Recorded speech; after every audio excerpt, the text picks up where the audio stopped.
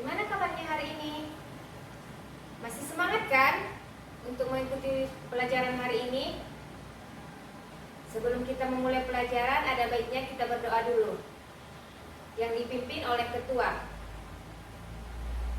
Ibu akan mengabsen dulu siapa yang tidak hadir hari ini.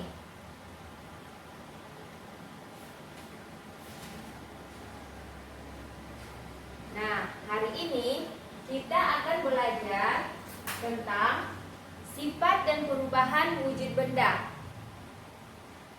Perubahan wujud benda dibagi menjadi 6, yaitu mencair, membeku, menguap, mengembun, menyublim, dan mengkristal. Perubahan wujud. Perubahan wujud merupakan perubahan bentuk pada benda yang terjadi karena peristiwa penyerapan dan pelepasan kalor. Nah, coba perhatikan bagan berikut. Di sini kita akan melihat perubahan wujud benda. Perubahan wujud dari cair ke padat disebut membeku. Sedangkan perubahan wujud padat ke cair disebut pencair. Perubahan wujud gas ke cair disebut mengembun. Perubahan cair ke gas disebut menguap. Sedangkan perubahan gas ke padat disebut mengkristal. Dan perubahan padat ke gas disebut menyublim. Coba anak-anak ibu lihat panah yang merah dan yang biru. Panah yang merah yaitu mencair, menguap, dan menyublim, menandakan peristiwa perubahan wujud terjadi karena benda membutuhkan atau menyerap kalor. Sedangkan yang panah biru yaitu membeku, mengembun, mengkristal, perubahan wujud terjadi karena benda melepaskan kalor. Selanjutnya kita akan melihat contoh dari perubahan wujud. Yang pertama adalah mencair. Mencair adalah perubahan wujud dari padat menjadi cair. Contoh dari mencair itu adalah yang pertama, es batu yang dibiarkan di ruang terbuka. Es batu yang dibiarkan terlalu lama di ruangan terbuka, lama-kelamaan akan mencair. Yang kedua adalah lilin yang dipanaskan. Yang ketiga, coklat atau batangan coklat yang berbentuk padat dipanaskan. Nah, coklat batangan ini awalnya padat dan kemudian dipanaskan jadi mencair. Oke, yang kedua, membeku. Membeku adalah perubahan wujud dari cair menjadi padat. Contoh dari membeku: es batu. Anak-anak ibu kenal kan es batu? Yaitu air menjadi es setelah dimasukkan ke dalam freezer atau kulkas. Yang kedua, pembuatan agar-agar. Yang ketiga, menguap. Perubahan wujud benda yang ketiga adalah menguap, yaitu perubahan wujud dari cair menjadi gas. Contoh dari menguap yang pertama adalah air yang dipanaskan hingga mendidih akan menghasilkan uap air. Di rumah sering kan kita lihat ibu memasak air sampai mendidih.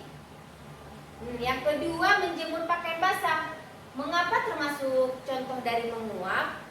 Karena pakaian yang kering akan menguap, menghasilkan uap air. Yang ketiga, bensin.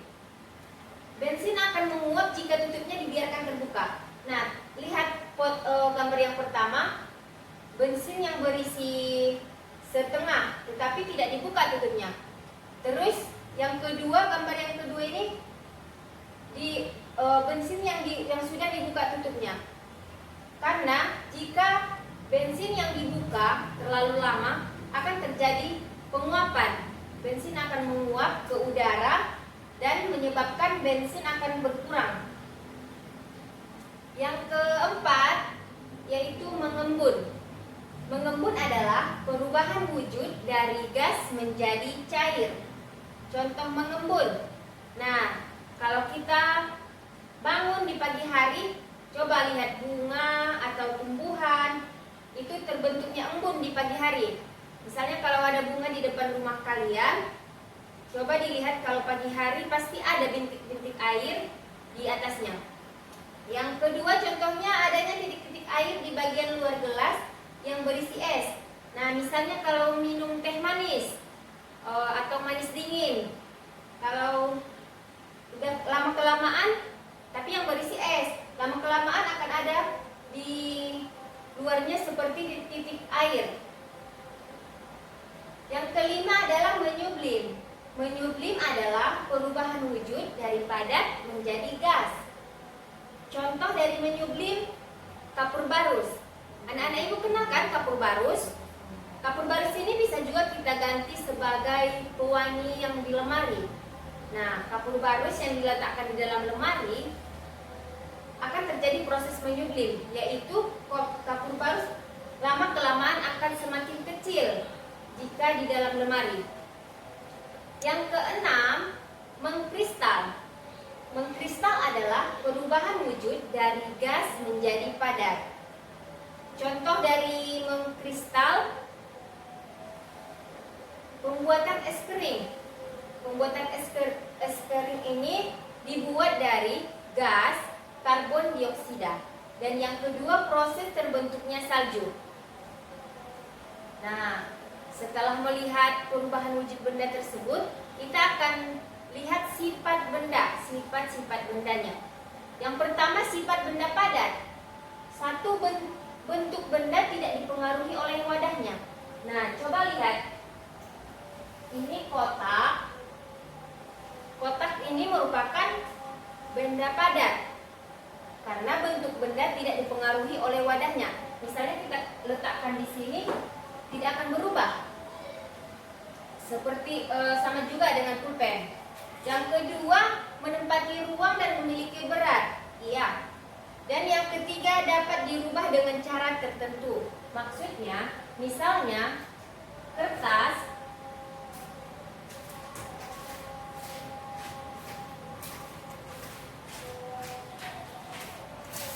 Nah, ini kan kertas. Ini kan merupakan benda padat. Dari sifat yang ketiga dapat dirubah dengan cara tertentu.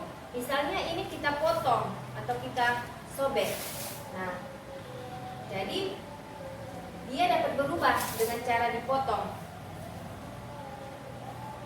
Yang kedua, sifat benda cair. Sifat benda cair ini yang pertama, bentuk benda berubah-ubah mengikuti bentuk wadahnya. Misalnya air minum. Air minum jika kita taruh ke dalam gelas,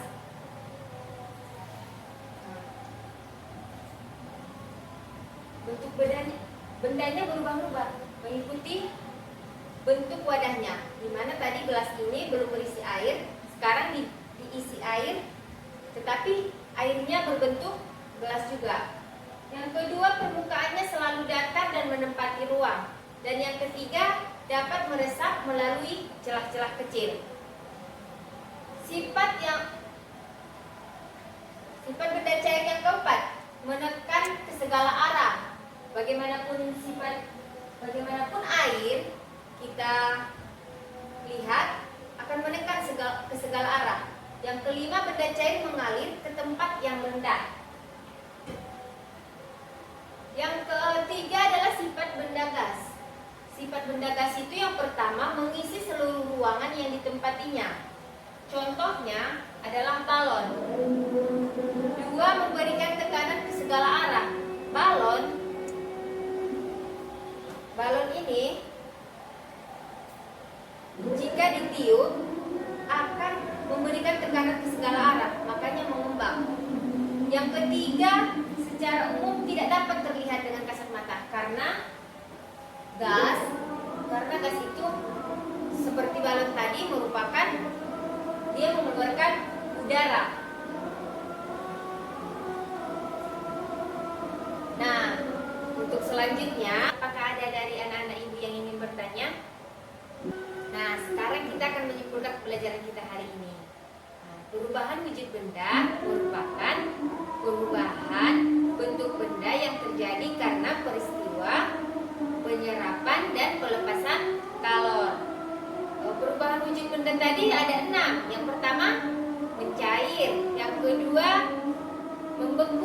Yang ketiga, mengembun. Yang keempat, menyublim.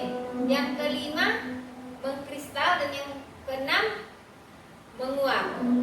Nah, untuk tugasnya di rumah, coba cari contoh perubahan wujud benda yang ada di kehidupan kita sehari-hari.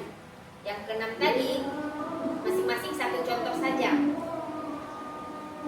Baiklah, sebelum kita mengakhiri pembelajaran, ada baiknya kita berdoa dulu.